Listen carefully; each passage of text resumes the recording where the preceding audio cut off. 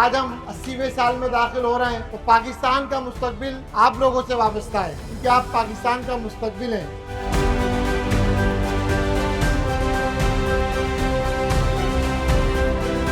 जो फील्ड आपको चाहिए आप चॉइस करें, लेकिन आपको काम एक्सीलेंसी के साथ अल्लाह ताला की अताअत के बाद वालिदैन की अताअत को अपने ऊपर लाजिम कर लें।